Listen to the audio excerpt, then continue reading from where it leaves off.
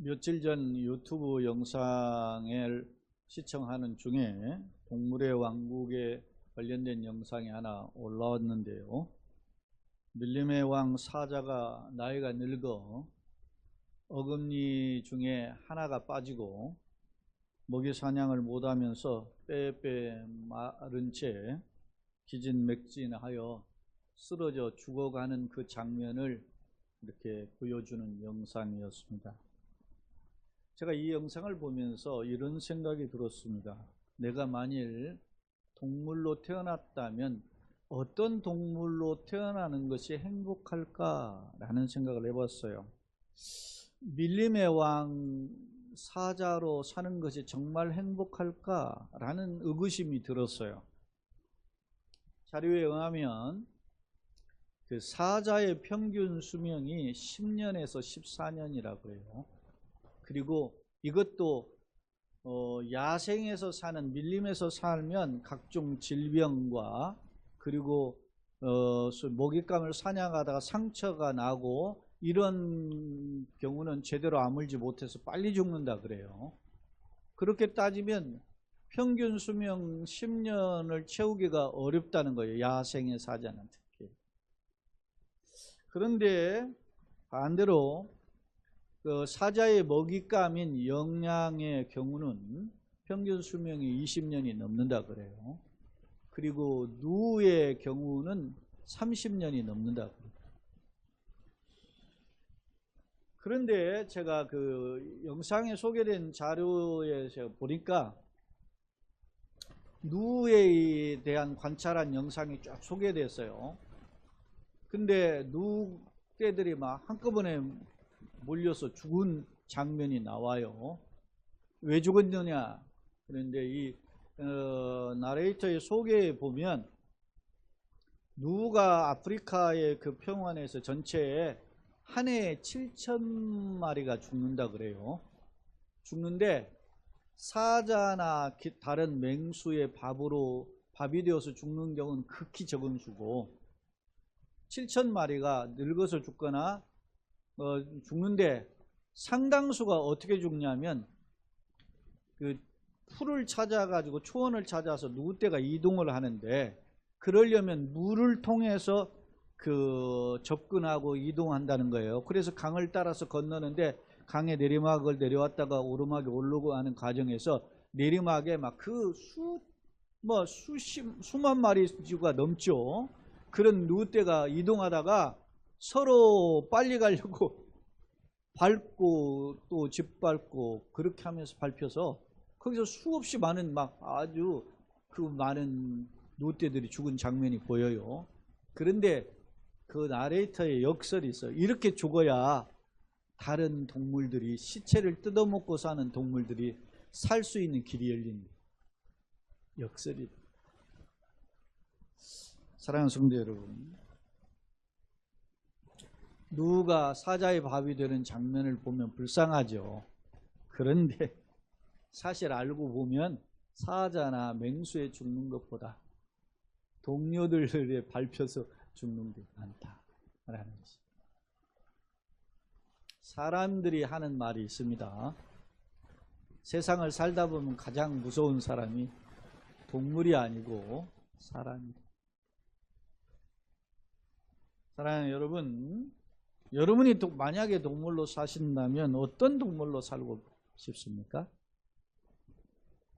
인생 뭐 있어? 굵고 짧게 살자. 기왕 사는 거 사자로 살자 그러죠. 사자는 고기가 없으면 못 살아요. 그래도 풀을 뜯고 사는 사람이 어찌 보면 한심하게 보이지만 행복할 수 있음을 볼 수 있어요. 인간에 대한 표현 중에 여러 사람들이 인간을 말했는데 우리가 잘 아는 파스칼이 그의 책 황새에 이런 표현을 했어요. 인간은 갈대에 불과하다. 자연에서 가장 약한 갈대라는 존재다. 그렇게 표현했어요. 그런데 파스칼은 덧붙여서 말하기를 힘의 논리로 볼 때 인간은 맹수를 이길 수 없는 약한 존재인 갈대와 같은 존재이나 그러나 인간은 생각하는 갈대다 라고 표현했어요. 사랑하는 여러분, 이게 무슨 말입니까? 인간은 어떤 대자연 속에서 제일 약한 존재지만 생각을 하는, 사고를 하는, 논리를 가지고 있는 그런 존재이기 때문에 본능으로 살면 제일 약한 존재지만, 그러나 이성과 영성을 가지고 살면 맹수를 이길 수 있다라는 소위 패러독스입니다. 역설입니다. 주목할 점은 파스칼은 인간은 생각하는 갈대라고 했지만, 그러나 성경은 인간을 가리켜서 하나님의 형상을 본받은 만물의 영장이라고 소개하고 있습니다. 할렐루야. 얼마나 좋습니까? 성경이 없다면 인간이 참 불행한 존재라는 거예요. 그런데 성경은 인간이 얼마나 위대한 존재인지를 소개하고 있습니다. 사랑하는 성도 여러분, 여러분은 그러면 나는 어떤 존재라고 생각하고 있습니까? 정말로 하나님이 지으신 만물의 영장이라고 생각합니까? 오늘 디모데전서 6장 11절로 16절 함께 읽었는데요, 이 말씀을 통해서 저는 하나님의 사람이 취할 자세는 무엇인가에 대해서 잠시 생각해 보고자 합니다. 전제했습니다. 따라서 합시다. 성도는 하나님의 사람이다. 그러니까 나는 누구인가라고 하는 분명한 정체성을 소개하고 있고, 그 하나님의 사람이라는 정체성을 가진 성도는 어떻게 살아야 되느냐에 대한 방향성을 제시하고 있습니다. 때문에 오늘 말씀은 그게 두 가지 측면에서, 첫째, 하나님의 사람은이라는 측면, 그리고 하나님의 사람은 어떻게 살아야 하는 측면, 이 두 가지를 살펴보고자 합니다. 자, 11절 우리 다시 한번 읽어봅시다. 시작. 오직 너 하나님의 사람아 그랬어요. 오직 너 하나님의 사람아 했어요. 따라서 합시다. 나는 하나님의 사람이다. 믿습니까? 신구약 성경을 살펴보니까 하나님의 사람이라고 표현한 표현들이 간혹 등장해요. 그런데 구약 성경을 보니까 모세를 가리켜서 신명기 33장 1절에 하나님의 사람 모세라고 표현했고, 또 시편 90편에 보면 하나님의 사람 모세의 기도라 소개하고 있어요. 사랑하는 여러분, 내가 나그네길 어간에 살면서 나의 닉네임이 하나님의 사람으로 불려진다면 그것은 최고의 축복인 줄로 믿습니다. 또 나아가서 다윗도 역대하 8장에 보면 하나님의 사람으로 소개되어 있어요. 또 유명한 우리가 잘 아는 구약 최고의 선지자 엘리야도 열왕기하 1장에 보면 하나님의 사람으로, 그의 제자인 엘리사 열왕기하 4장 7절 9절에 보면, 특히 6장에도 보면 하나님의 사람으로 소개되어 있어요. 자, 이게 무슨 말입니까? 하나님의 사람이라는 말은 하나님과 1대1로 교통했던 사람들임을 알 수 있어요. 바라기는 하나님의 사람이라는 명칭은 하나님과 교통하는 사람들이다라는 것입니다. 바라기는 우리의 명칭만이 아니라 우리의 삶이 하나님과 교통하는 그러한 삶을 걸어가는 저와 여러분 되시길 예수님의 이름으로 축원합니다. 아멘. 신약은 그럼 뭐라고 불렀을까? 한번 읽어보시라. 신약성경 디모데후서 3장 17절 이렇게 보면 같이 한번 디모데후서 3장 17절 여러분 잘 아시는 말씀이에요. 같이 읽어봅시다. 이는 하나님의 사람으로 온전하게 하며 모든 선한 일을 행할 능력을 갖추게 하려 함이라. 자, 디모데후서 3장 16절에 여러분이 잘 아는 말씀, 하나님의 말씀은 모든 성경은 하나님 감동으로 된 것으로 의와 교훈과 책망과 바르게 함에 유익하다 그랬어요. 그러니까 성경을 주신 까닭은 이는 모두 하나님의 사람으로 모여 온전하게 하고 선한 일을 행하게 하기 위함이라. 할렐루야. 하나님이 하나님의 사람답게 살 수 있도록 주신 게 뭐라고요? 하나님의 말씀. 할렐루야. 사랑하는 성도 여러분, 하나님의 사람처럼 살게 하시는 비결이 뭡니까? 따라서 하나님의 말씀. 믿습니까? 돈이 아니야. 건강이 아니야. 여러분, 간혹 보면 참 어떤 태어날 때부터 다운 증후군이라든지 이런 또 아니면 신체가 연약한 그러한 장애인으로 태어난 자녀들을 둔 부모님도 고생하죠. 근데 이렇게 간혹 보면 다는 아니지만 상당수의 부모들이 그런 그릇이에요. 응? 그러니까 그런 감당할 만한 그릇이더라고 다. 사랑하는 여러분, 그들 고백들을 들어보세요. 어떤 사람 그렇게 표현했죠. 내 팔자가 어쩌다가 이 모양 이 꼴 되어서 이런 고생을 하나 이렇게 하는데 상당수 그런 부모님들 고백을 들으면 이 아이 때문에 제가 너무너무 하나님께 감사합니다. 그런 표현하는 그 부모들을 보게 돼요. 사랑하는 성도 여러분, 그러니까 환경적 고난과 역경, 육체적인 아픔 이런 것들이 나에게 어떻게 해요? 고난이 아니라 축복이다. 할렐루야. 바울은 뭐라 그랬어요? 내가 무엇을 자랑해요? 나의 약한 것들을 자랑하다. 왜냐? 예수님의 응답이 뭐요? 내가 약할 때 주님의 능력이 내 안에서 온전하여진다. 할렐루야. 사랑하는 성도 여러분, 때로는 물질 때문에 고생하고 건강 때문에 고생하고 사람 때문에 고생하고 힘든 거 있습니다. 그렇다고 그렇게 살아라는 뜻이 아니라, 그러나 그러한 길을 통해서 하나님이 살아계심의 은혜가 내 안에 온전히 체험되는 통로로 되기를, 변화되기를 예수님의 이름으로 축원합니다. 그렇습니다. 하나님의 사람에게 말씀을 주시기 때문에, 하나님의 약속이 있기 때문에 내가 온전하게 되는 줄로 믿습니다. 성경은 하나님의 사람이라는 표현 말고 요한복음 1장 12절에 보면 영접하는 자, 그 이름을 믿는 자들에게는 하나님의 자녀가 되는 권세를 주소서. 할렐루야.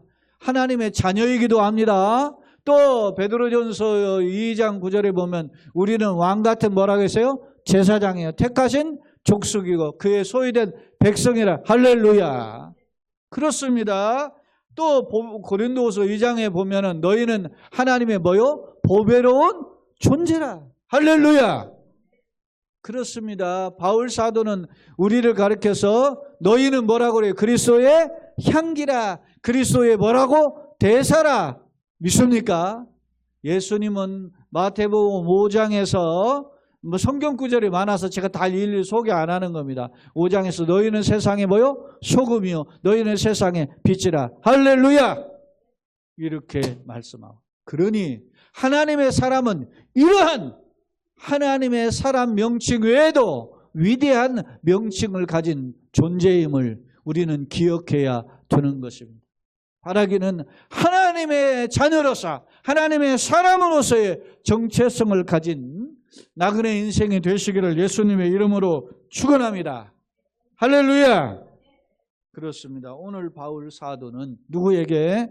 사랑하는 제자 디모데 목사에게 오늘 너 하나님의 사람아 라고 부르고 있습니다. 바라기는 우리도 이런 하나님의 사람으로서 세움받았음을 기억하고 내가 누구인지 확인하며 걸어가는 우리 모두가 되시기를 예수님의 이름으로 축원합니다. 아멘. 이제 두 번째로, 그렇다면 하나님의 사람은 어떻게 살아야 되는가? 바울 사도는 성도, 하나님의 사람인 성도가 어떤 삶을 살아야 되느냐에 대한 방향성을 두 가지로 제시해요. 하나는 방어적 측면, 하나는 적극적 측면, 이렇게 두 가지로 제시해요. 자, 그 내용을 보면 방어적이라는 것은 방어해야 되잖아요. 막아야 되잖아요. 그러니까 우리가 살아가면서 우리를 공격하고 도전하는 장애물들이 있는데 이거를 막고 소위 말하면 방어해야 한다는 말입니다. 그 내용을 오늘 우리가 읽진 않았지만 3절로 10절에서 그 두 가지로 이야기해. 자, 3절로 5절을 우리가 성경을 간략하게 보면 이렇게 이야기해요. 누구든지 뭐하를 다른 교훈을 하며 바른 말, 곧 우리 주 예수 그리스도의 바른 말은 뭐냐면 예수 그리스도의 말씀이에요. 이런 경건이 바른 말이에요. 근데 그런 말이 아닌 다른 말은 다른 교훈이에요. 그는 어떤 사람이냐. 4절에 그는 교만하여 아무것도 알지 못하고 변론과 언쟁을 좋아하는 자니 이로써 투기와 분쟁과 비방과 악한 생각이라 하며 5절 마음이 부패하여 진리를 잃어버려 경건을 이익의 방도로 생각하는 자들이 내 다툼이 일어난다. 다시 말하면 사탄은 우리를 어떻게 해요? 진리를 벗어나 다른 교훈에 헷갈리고 넘어지고 그 가운데 다른 교훈을 쫓아가게 만든다. 그러니까 이것을 어떻게 해요? 우리가 방어해야 된다라는 겁니다. 자, 그 다음에 이제 또 하나의 방어는 7절로 10절이에요. 7절에 10절. 우리가 세상에 아무것도 가지고 온 것이 없으며 또한 아무것도 가지고 가지 못하리. 빈손으로 왔으니 빈손으로 간다. 공수래 공수거죠. 우리가 먹을 것과 입을 것이 있은즉 뭐라? 족한절로 하여라. 먹을 거 입을 거 있으면 감사해야 돼. 할렐루야. 자, 9절. 부하려는 자들은 시험과 올무와 여러 가지 어리석고 해로운 욕심에 떨어지나니 그 사람으로 파멸과 멸망에 빠지게 하는 것이라. 돈을 사랑함이 일만왕의 뿌리가 되라니 이것을 탐내는 자는 미혹을 받아 믿음에서 떠나 많은 근심으로 자기를 찔렀도다. 자, 11절 다시 한번 읽어봅시다. 시작. 오직 너 하나님의 사람아 뭐를? 이것들을 피하고. 할렐루야. 이것들을 뭐예요? 피하라. 이것들이 뭐예요? 아까 두 가지예요. 다른 교훈을 쫓는, 거짓 교훈을 쫓는, 예수 외에, 예수 생명 복음 외에 또 다른 것을 말하는 것이 다른 복음입니다. 그것들을 뭐예요? 피하고. 또 뭐예요? 돈을 사랑하며 부하려고 하는 욕심들을 피하라. 할렐루야. 감사하는 거예요. 내가 먹을 것, 입을 것이 있으면 감사하고. 더 부하려고 하는 그런 욕심을 피하라. 왜? 골로새 3장에 보면 탐심은 우상숭배. 사랑하는 여러분, 돈 버는 거 그거 만류하는 것이 아닙니다. 그러나 돈 하다가 넘어질 수 있기 때문에 돈을 내가 굴리는 하나님의 사람으로 살되 돈의 밑에 들어가는, 돈에 복종하는, 굴종하는 자가 되지 말으라는 경고입니다. 사랑하는 여러분, 세상은 돈을 쫓아가요. 그래서 돈이면 의리도 버리고 관계도 버리고 돈이면 여러 가지 싸움도 하고 뭐 별것 다 하죠.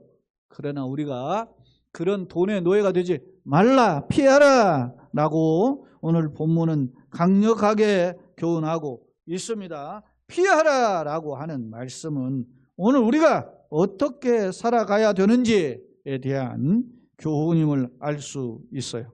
사랑하는 성도 여러분, 황금망론주의, 만모니즘, 물질 제일주의의 시대에 이 말씀은 썩 어울리지 않아요. 왜냐? 성경도 뭐 복받아라는 말 많이 있고, 어떻게 해요? 자손 천대 이렇게까지 복받고 잘되고 나가고 들어가 복을 받고 구워주고 그렇게 하는 말씀들이 있잖아요. 내 장막터를 넓히고 내 지경을 넓히고. 야베스의 기도가 그런 거 아닙니까? 내 두 가지 기도를 했잖아요. 내 지경을 넓게 하고 나로 하여금 근심이 없게 해달라고 하는 게 야베스 기도 아닙니까?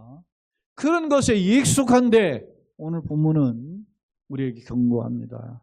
하나님께서 이것들을 피하라 라고 말씀해요.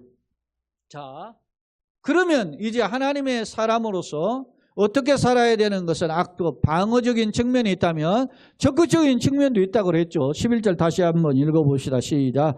오직 너 하나님의 사람아 이것들을 뭐하고? 피하고 의와 경건과 믿음과 사랑과 인내와 온유를 따르며. 할렐루야.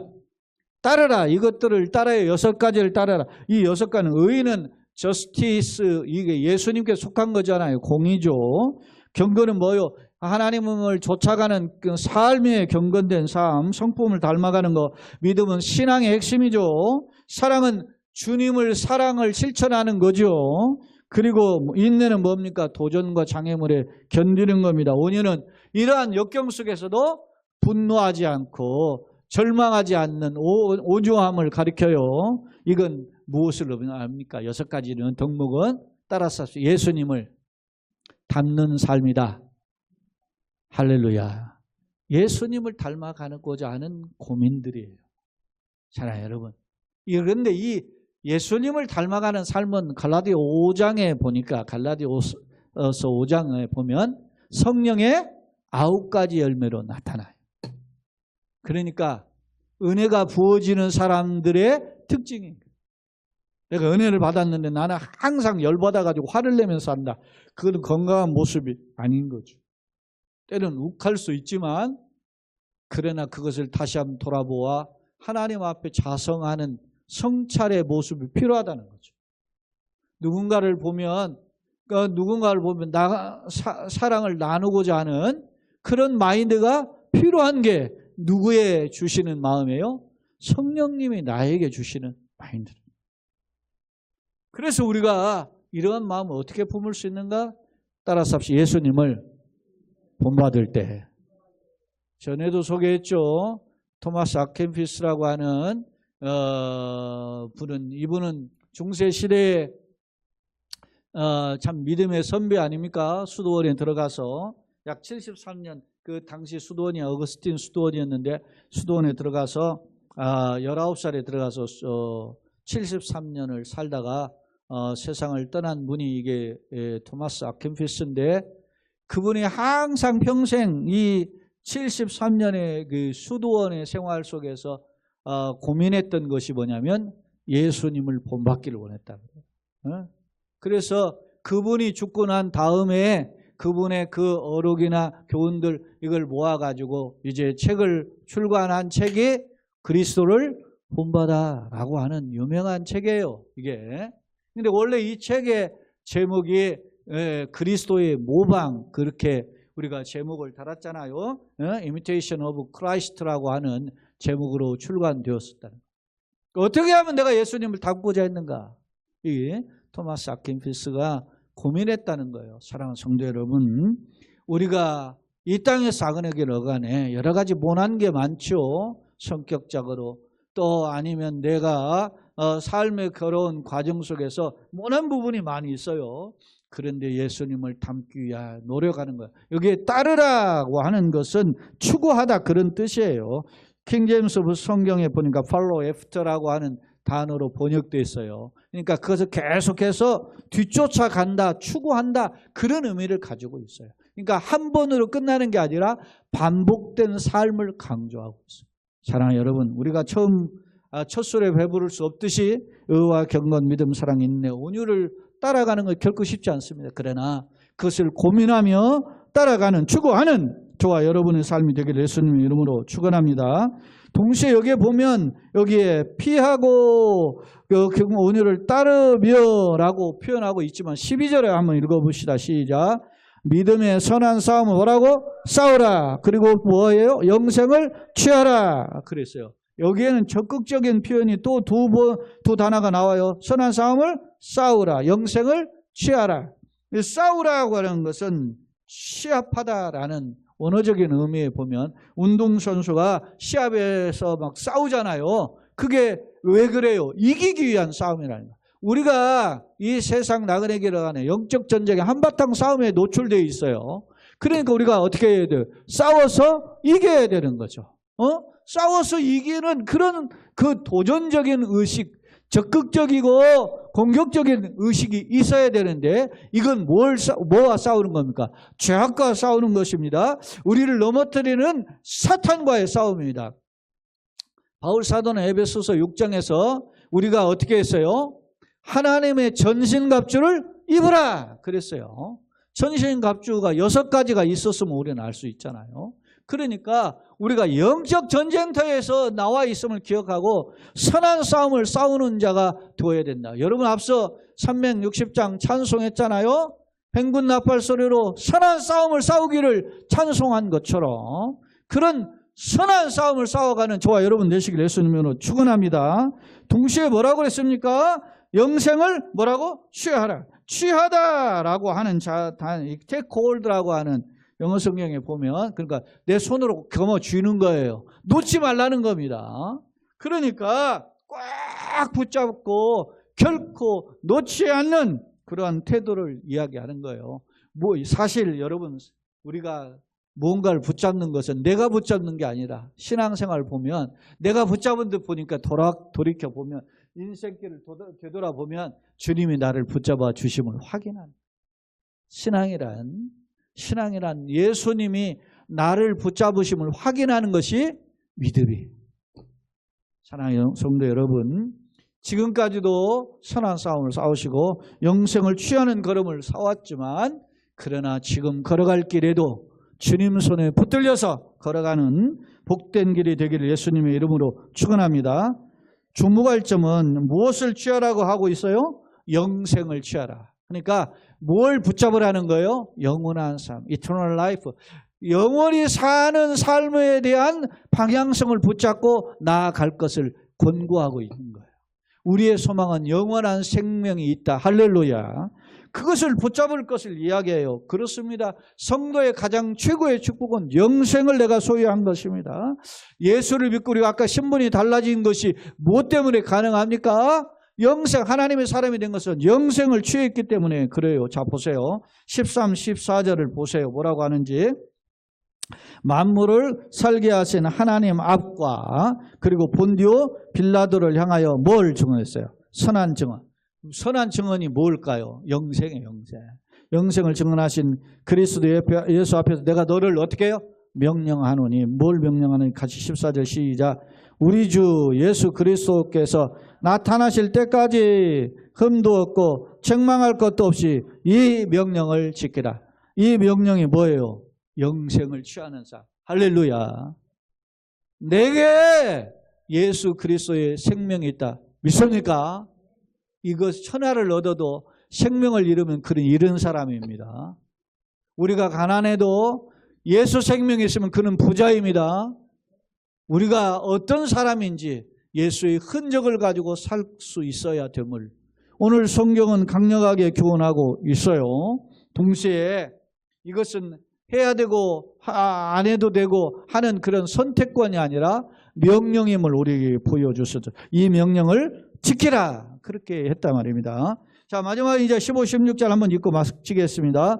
기약이 이르면 때가 되면 그런 뜻이죠. 하나님이 그의 나타나심을 보이시니, 그의 나타남 누굽니까? 예수님의 재림입니다.